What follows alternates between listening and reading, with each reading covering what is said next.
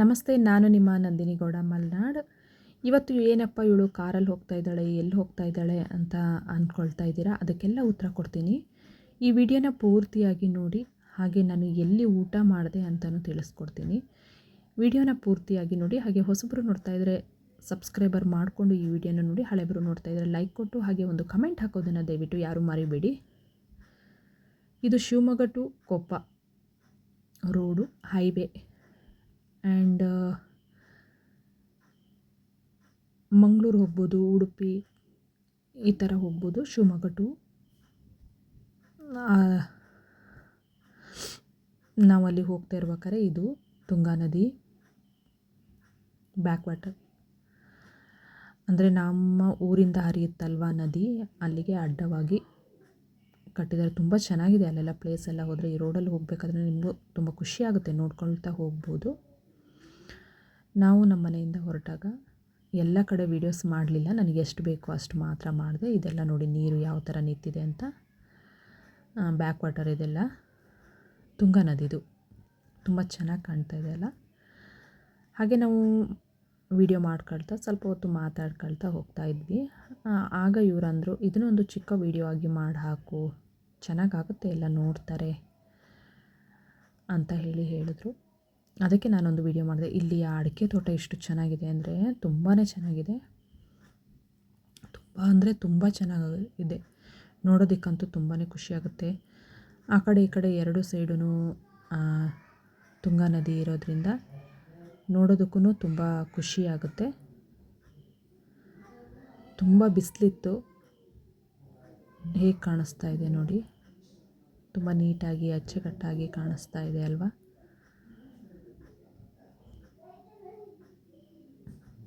ನೋಡಿ ಹಾಗೆ ಹೋಗ್ತಾ ಇದ್ದೀವಿ. ನನಗೆ ಪೂರ್ತಿಯಾಗಿ ವಿಡಿಯೋ ತೆಗೆಯೋಕ್ಕೂ ಕಷ್ಟ ಆಯಿತು, ಏಕೆಂದರೆ ಗಾಡೀಲಿ ಹೋಗ್ತಾ ಇದ್ದಿದ್ದಲ್ಲ. ಹಾಗಾಗಿ ನಿಲ್ಲಿಸಿ ತೆಗೆದಿದ್ರೆ ಚೆನ್ನಾಗಿ ಬರ್ತಿತ್ತೇನೋ.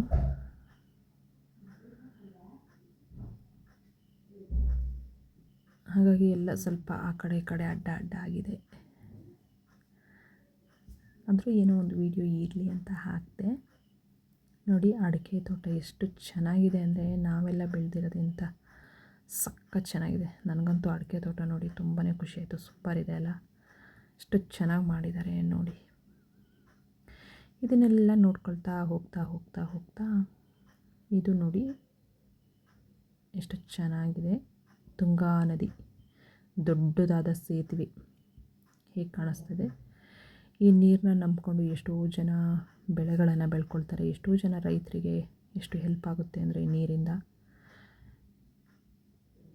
ನಮ್ಮ ಮನೆ ಹತ್ರನೂ ಇದೇ ಥರ ನೀರು ಹೋಗ್ತಾ ಇರುತ್ತೆ, ಬಟ್ ಈ ಥರ ನಿಂತಿರಲ್ಲ. ಇದು ಬ್ಯಾಕ್ ವಾಟರ್ ಅಲ್ವಾ, ಅದಕ್ಕಾಗಿ ನಿಂತಿದೆ. ನಮ್ಮ ಮನೆ ಹತ್ರ ಹೊಳೆ ಹರಿತಾ ಇರುತ್ತೆ ಎನಿ ಟೈಮ್.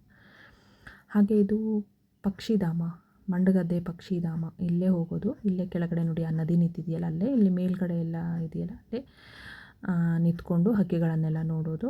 ನನಗೆ ಟೈಮ್ ಇರಲಿಲ್ಲ, ಬಟ್ ಅದಕ್ಕಾಗಿ ನಾವು ಅಲ್ಲಿ ಹೋಗಲಿಲ್ಲ. ನಾವು ಹೊರಟಿದ್ದು ಲೇಟಾಗಿತ್ತು. ಇಲ್ಲಿ ದಾರಿಲಿ ಕೆಳಗಡೆ ಹೋದರೆ ಪಕ್ಷಿಧಾಮ, ತುಂಬ ಪಕ್ಷಿಗಳಿರ್ತವೆ, ವಲಸೆ ಬಂದಿರ್ತವೆ. ಆ ಪಕ್ಷಿಗಳನ್ನೆಲ್ಲ ನೋಡ್ಬೋದು. ಮತ್ತು ಹೀಗೆ ಮುಂದೆ ಹೋದರೆ ಒಂದು ದೇವಸ್ಥಾನ ಕೂಡ ಇದೆ ನೋಡಿ, ಇಲ್ಲೇ ಚಾಮುಂಡೇಶ್ವರಿ ದೇವಸ್ಥಾನ ಅಂತ. ಈ ದೇವಸ್ಥಾನದ ಹಿಂದೆ ಒಂದು ಹೋಟೆಲ್ ಕೂಡ ಇದೆ, ಒಂದು ಸ್ವಲ್ಪ ದೂರದಲ್ಲಿ.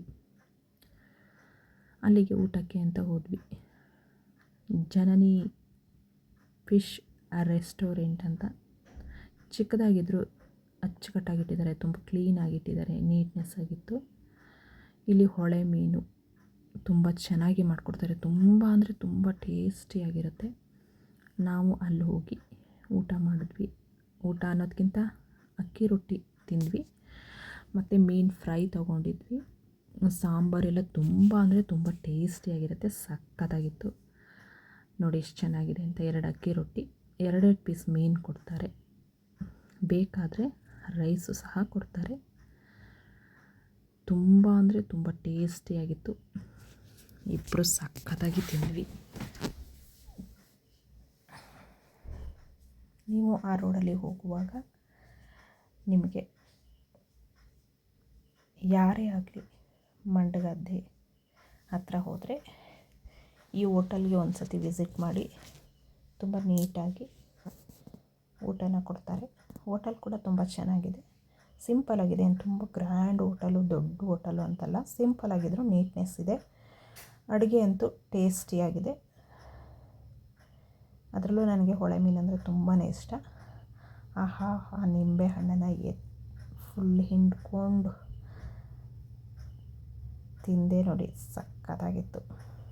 ಇವಾಗಲೂ ನನಗೆ ವಿಡಿಯೋದಲ್ಲಿ ನೋಡ್ತಾಯಿದ್ರೆ ಆ ಟೇಸ್ಟು, ಆ ಖಾರ, ಹುಳಿ, ಉಪ್ಪು ಎಲ್ಲ ಎಷ್ಟು ಚೆನ್ನಾಗಿ ಹಿಡಿದಿತ್ತು ಅಂದರೆ ಸೂಪರಾಗಿತ್ತು. ಮತ್ತು ಖಾರ ಚಟ್ನಿ ಇತ್ತು, ನೀರುಳ್ಳಿ, 2 ರೊಟ್ಟಿ, ಸಕ್ಕತ್ತಾಗಿ ತಿಂದು ಒಂದು ರೈಸ್ ತೊಗೊಂಡ್ವಿ, ಇಬ್ಬರು ಹಾಫ್ ತಿಂದ್ವಿ. ಸ್ವಲ್ಪ ಖಾರ ಎಲ್ಲ ಸಕ್ಕತ್ತಾಗಿತ್ತು. ಶಿವಮೊಗ್ಗ ಮಂಗಳೂರು ಹೈವೇಲಿ ತುಂಬ ಹೋಟೆಲ್ಗಳಿದೆ, ಬಟ್ ಇದು ಜನನಿ ಅಂತ. ನಮ್ಮ ಮನೆಯವ್ರು ಯಾವಾಗಲೂ ಹೋದ್ರೂ ಫುಲ್ ಸ್ಟ್ಯಾಂಡರ್ಡ್ ಇರಲ್ಲಿ ಹೋಗಿ ಅದು ಇದು ದುಡ್ಡು ಖರ್ಚು ಮಾಡಿ ಟೇಸ್ಟಿಂಗ್ ಪೌಡರ್ ಹಾಕಿರ್ತಾರೆ, ಅದನ್ನೆಲ್ಲ ತಿನ್ನೋದಕ್ಕಿಂತ ಸಿಂಪಲಾಗಿರೋ ಹೋಟ್ಲಲ್ಲಿ ಹೋದರೂ ಟೇಸ್ಟಿಯಾಗಿ ತಿನ್ನಬೇಕು ಅಂತ ಕರ್ಕೊಂಡೋಗ್ತಾರೆ. ಹಾಗಾಗಿ ನನಗೂ ತುಂಬ ಖುಷಿಯಾಯಿತು. ಹೋಗ್ಬಿಟ್ಟು ಆರಾಮಾಗೆಲ್ಲ ತಿಂದ್ಕೊಂಡು ಲಾಸ್ಟಲ್ಲಿ ಸ್ವಲ್ಪ ನನಗೆ ಖಾರ ಅನ್ನಿಸ್ತು ತಿಂದಾದಮೇಲೆ. ಮೀನು ಸಾಂಬಾರು ಯಾವಾಗಲೂ ಖಾರನೇ ಇರಬೇಕು, ಖಾರ ಇಲ್ಲ ಅಂದರೆ ಅದು ಟೇಸ್ಟ್ ಇರಲ್ಲ.